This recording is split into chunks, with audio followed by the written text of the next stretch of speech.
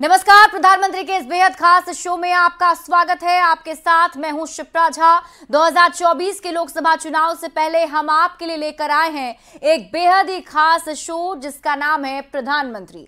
सियासत से जुड़ी तमाम खबरों को हम विस्तार से आपको बताएंगे, तस्वीरों और बयानों के साथ आपको रिपोर्ट भी दिखाएंगे। पर शुरुआत सबसे बड़ी चुनावी खबर से करते हैं।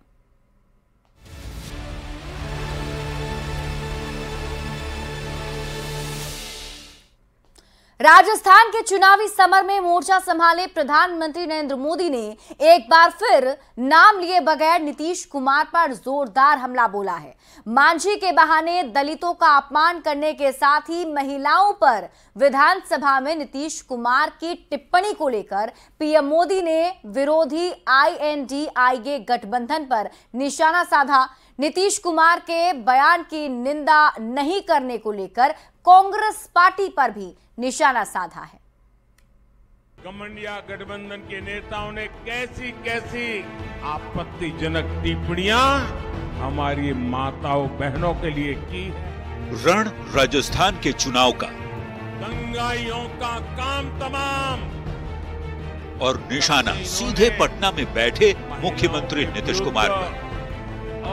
प्रधानमंत्री नरेंद्र मोदी ने सोमवार को अपने सधे हुए अंदाज में बगैर नाम लिए नीतीश कुमार पर जोरदार हमला बोला। राजस्थान के पाली में विशाल जनसभा को संबोधित करते हुए वहां कांग्रेस की मौजूदा पार्टी पर तो प्रहार किया ही, पर निशाने पर रहे बिहार के मुख्यमंत्री नीतीश कुमार। जीतन राम मांझी के बहाने दलितों को अपमान करने का क्या आरोप पीएम मोदी लगा रहे हैं, पहले वो सुनिए।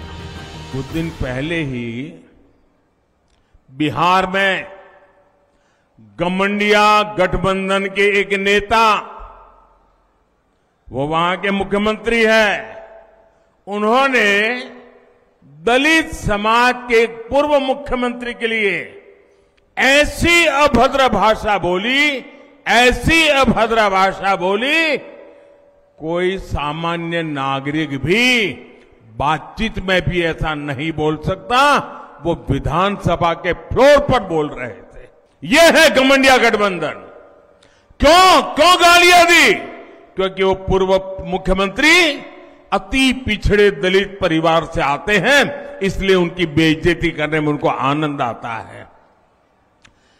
उन्होंने तो पाप किया, लेकिन कांग्रेस के एक भी नेता उसके मुंह से ये गलत हुआ है, ऐसा नहीं होना चाहिए, ये बताने का भी विवेक नहीं है।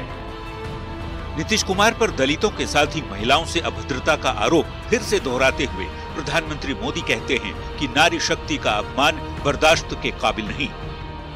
बिहार के मुख्यमंत्री ने तो विधानसभाओं में महिलाओं के प्रति घोर अपमानजनक शब्दों का प्रयोग किया है, लेकिन मजाल है कि कांग्रेस के किसी भी नेता ने कोई आवाज उठाई हो। जाहिर तौर पर प्रधानमंत्री के नीतीश कुमार पर किए प्रहार के बाद सियासत तेज होना ही था। महागठबंधन के नेताओं ने एक सुर में नीतीश कुमार का बचाव करते हुए पलटवार पीएम मोदी पर किया है। सुनिए। प्रधानमंत्री जी से और भारतीय जनता पार्टी के लोगों से हमारे कुछ सवाल हैं कि भाजपा के विधायक हरिभूषण ठाकुर बचौल ने जीतन राम मांझी जी का नाम बदलकर जीतन राक्षस मांझी रख देने की बात की थी। भाजपा के ही एक नेता ने जीतन राम मांझी जी की जीभ काटने तक की बात कर दी थी। तो ये कैसा सम्मान है दलितों का? वास्तविकता में भाजपा के लोग दलित विरोधी हैं। आपने जो DNA शब्दों का इस्तेमाल किया था माननीय मुख्यमंत्री नीतीश कुमार जी के संबंध में, उन बातों को याद कर लिए होते तो आपको स्पष्ट रूप से समझ में आता कि मान सम्मान क्या होता है। माननीय प्रधानमंत्री महोदय का दलित प्रेम एक ढोंग है, एक पाखंड है जो सिर्फ चुनाव के समय ही जागृत होता है। वरना जब दलित की बेटियों पर अत्याचार होता है, दलित की बेटियों पर उत्तर प्रदेश में बलात्कार होता है, तो बलात्कारियों के साथ खड़े होते हैं। ये और बात है कि मुख्यमंत्री नीतीश कुमार अपने बयानों को लेकर सदन के अंदर से लेकर बाहर तक माफी मांग चुके हैं, पर चुनावी मौसम में ऐसे बयानों को लेकर पीएम विरोधियों को साध रहे हैं। निशाना सीधे विपक्षी गठबंधन की अगुवा बनी पार्टी कांग्रेस पर लगा रहे हैं। वैसे 5 राज्यों के विधानसभा चुनाव के बाद बारी लोकसभा चुनाव की आने वाली है। ऐसे में नेताओं के बयान समय के साथ ही बयानों की टाइमिंग को लेकर भी निशाना साधने की कोशिश की जा रही है। Bureau report, news 18। वहीं झारखंड बीजेपी के अध्यक्ष बाबूलाल मरांडी ने एक बार फिर प्रदेश के लिए एनआरसी लागू करने की मांग की है। न्यूज़ 18 से खास बातचीत में झारखंड के पूर्व सीएम बाबूलाल मरांडी ने एनआरसी की शुरुआत संथाल परगना से किए जाने की वकालत की है। क्यों बाबूलाल ने ऐसी मांग दोहराई है, जिस पर झारखंड की सियासत गरमाई है, इस रिपोर्ट के जरिए आप खुद समझिए।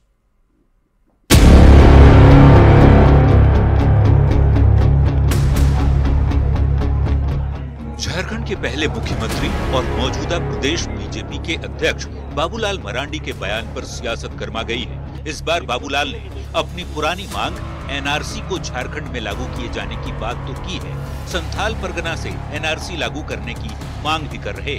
बाबूलाल कहते हैं झारखंड के कई जिलों का डेमोग्राफी चेंज हो रहा है, आदिवासियों का अस्तित्व खतरे में है, बांग्लादेशी घुसपैठिए बड़ी संख्या में संथाल परगना के इलाकों में घुस चुके हैं। ऐसे में नेशनल सिटीजन रजिस्टर तत्काल रूप से लागू करने की जरूरत है। प्रदेश में बीजेपी की सरकार बनते ही इसे अमल में लाया जाएगा, ऐसा बाबूलाल कहते हैं।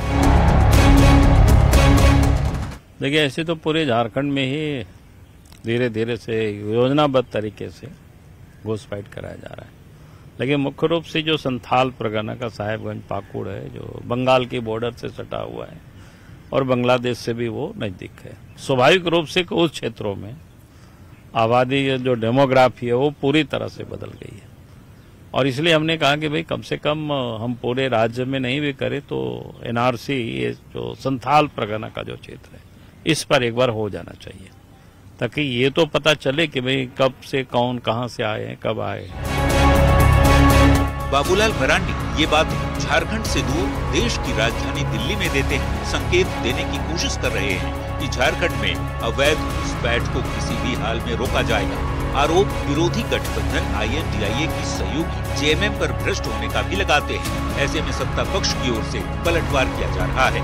आरोप केंद्र सरकार पर लगाते हुए बयान को सियासी जमीन खिसकने से जोड़कर लगाया जा रहा है।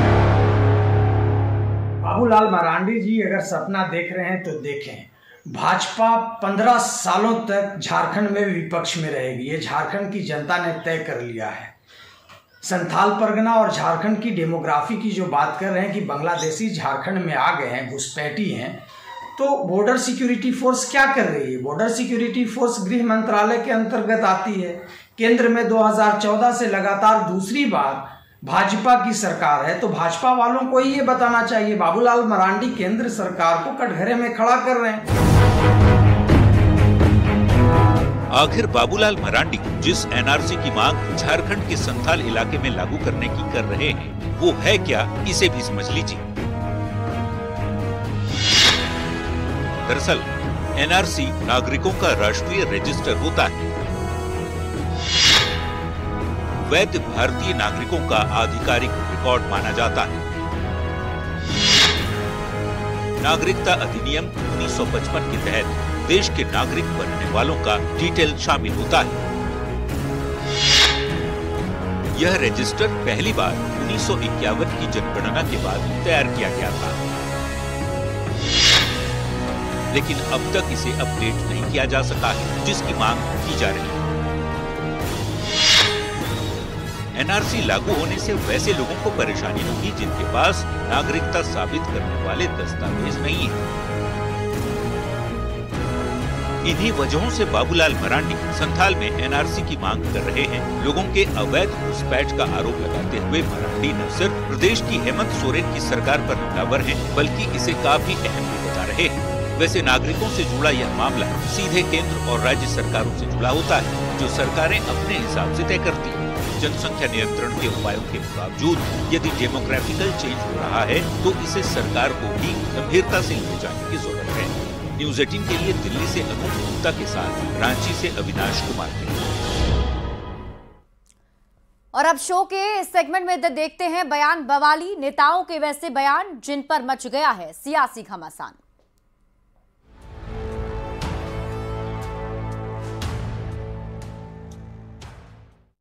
मौसम में नेताओं के तीर एक दूसरे पर जोरदार तरीके से चल रहे हैं। ऐसे में असम के मुख्यमंत्री हिमंता बिस्वा शर्मा का मंदिर और बाबर वाला बयान आया है। बयान बवाली में सबसे पहले आप उनको सुनिए। भाइयों और बहनों, बताओ भारत रामलला का स्थान है कि बाबर औरंगजेब का स्थान है? आप लोग बताइए। भारत में रामलला का मंदिर होना चाहिए कि बाबर औरंगजेब का पूजा होना चाहिए? आप लोग बताइए। सारे भारत का लोग जानते हैं कि हमारा देश में रामलला का मंदिर होना चाहिए था, लेकिन ये कांग्रेसियों ने रामलला का मंदिर नहीं बनाया। अगर हमारा देश में नरेंद्र मोदी जी प्रधानमंत्री नहीं बनता था, वो स्थान आज भी बाबरी मस्जिद होता था, राम मंदिर देखने का सौभाग्य हमारा प्राप्त नहीं होता। तेलंगाना की चुनावी सभा में प्रियंका गांधी वाड्रा ने बीजेपी और केसीआर पर मिली भगत का आरोप लगाया है। चुनावी रैली को संबोधित करते हुए प्रियंका कहती हैं कि अपने स्वार्थ के लिए तेलंगाना में बीजेपी, बीआरएस और एआईएमआईएम मिले हुए हैं। बीजेपी और केसीआर जी मिले हुए हैं। आपको ये बात अच्छी तरह से समझनी पड़ेगी। देखिए, जब भी पार्लियामेंट में कोई बिल आती है तो केसीआर जी की पार्टी बीजेपी के साथ में उसके लिए उनकी सहायता करने के लिए वोट देती है। समझ लीजिए, जब काले कानून आए थे किसानों के लिए, तब बीआरएस ने बीजेपी के साथ उन कानूनों को वोट दिया पार्लियामेंट में। कांग्रेस नेता राहुल गांधी का अब आप बयान सुनिए, जिसमें वो कह रहे हैं कि भारत माता है क्या। चुनावी सभा में बोलते हुए राहुल क्या कह रहे हैं, बयान बवाली में सुनिए राहुल गांधी को। सब लोग ये नारा लगाते हैं, बहुत सुनने को मिलता है, भारत माता की जय। मगर ये भारत माता है कौन? ये है क्या? सवाल है। और प्रधानमंत्री के सेगमेंट में देखते हैं ऐसी तस्वीर जो सियासत के लिहाज से सोशल मीडिया पर वायरल है।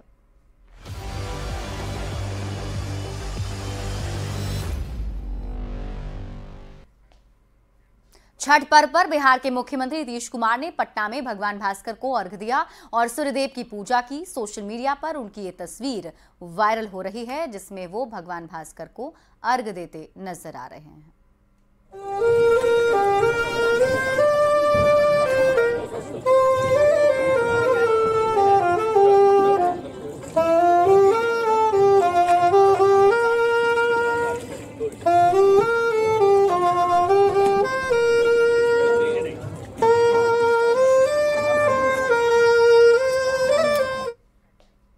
केंद्रीय मंत्री अश्विनी चौबे की एक तस्वीर वायरल है, जिसमें वे छठ पर्व पर दौरा लेकर घाट पर जाते हुए नजर आ रहे हैं।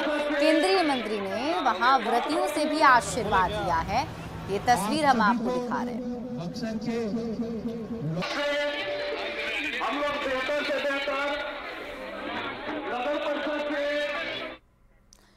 महाराष्ट्र के मुख्यमंत्री एकनाथ शिंदे ने ठाणे में छठ पूजा उत्सव कार्यक्रम में हिस्सा लिया। अपने परिवार के साथ उदीयमान सूर्य की आरती कर उन्होंने उपासना की।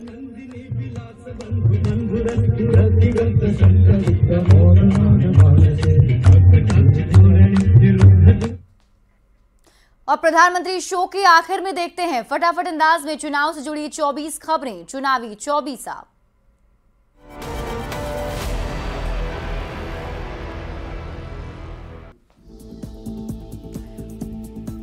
उत्तरकाशी सुरंग रेस्क्यू ऑपरेशन को लेकर पीएम मोदी ने सीएम धामी से की फोन पर बात। उत्तरकाशी सुरंग रेस्क्यू की ली जानकारी।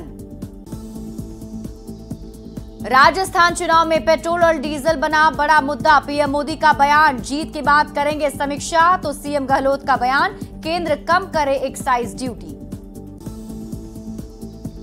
राजस्थान की पाली में नीतीश कुमार पर पीएम मोदी का हमला, दलित समाज का अपमान करने का लगाया आरोप। पीएम मोदी के बयान पर जेडीयू के प्रवक्ता अभिषेक झा ने किया पलटवार। कहा, जब बीजेपी नेताओं ने मांझी को राक्षस कहा और जीव काटने की धमकी दी, तब क्यों नहीं दिखी हमदर्दी। पीएम मोदी के बयान पर आरजेडी प्रवक्ता एजाज अहमद ने किया पलटवार। पूछा, जब स्वर्गीय रामविलास पासवान का घर खाली कराया गया तब क्यों नहीं दिखा दलितों का सम्मान। पीएम मोदी के बयान पर कांग्रेस प्रवक्ता आनंद माधव का तंज। कहा, चुनाव से पहले ही उमड़ता है पीएम मोदी का दलित प्रेम। लखीसराय में प्रेम प्रसंग में एक ही परिवार के 6 लोगों को मारी गोली। 2 लोगों की मौत के बाद मचा कोहराम। बीजेपी ने सरकार पर उठाए सवाल। लखीसराय की घटना को लेकर नेता प्रतिपक्ष विजय कुमार सिन्हा का बिहार सरकार पर निशाना। प्रशासन की उदासीनता का बताया परिणाम। बिहार में राष्ट्रपति शासन लागू करने की मांग। बीजेपी के आरोपों पर जेडीयू प्रवक्ता अभिषेक झा ने किया पलटवार। कहा, लखीसराय जैसा गंभीर मुद्दे पर भी बीजेपी कर रही सियासत। चिराग पासवान ने लखीसराय की घटना को लेकर बिहार की विधि व्यवस्था पर उठाए सवाल। कहा, अपराधियों में अब पुलिस का कोई खौफ नहीं रह गया है।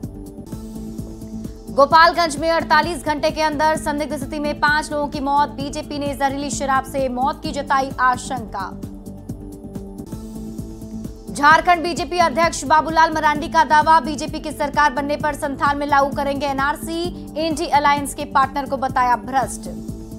आगामी लोकसभा चुनाव की तैयारी को लेकर 3 दिसंबर के बाद फिर इंडी गठबंधन में बैठकों का दौर होगा शुरू। झारखंड प्रदेश कांग्रेस के महासचिव राकेश सिन्हा ने एकजुटता का किया दावा। पाकुड़ के आम बागान कांग्रेस के कार्यकर्ता सम्मेलन। आजसू के सैकड़ों कार्यकर्ताओं ने ली कांग्रेस की सदस्यता। ग्रामीण विकास मंत्री आलमगीर आलम ने कार्यकर्ताओं को माला पहनाकर किया कांग्रेस में स्वागत। राजस्थान की लालसोट विधानसभा में यूपी के सीएम योगी आदित्यनाथ का कांग्रेस पर हमला।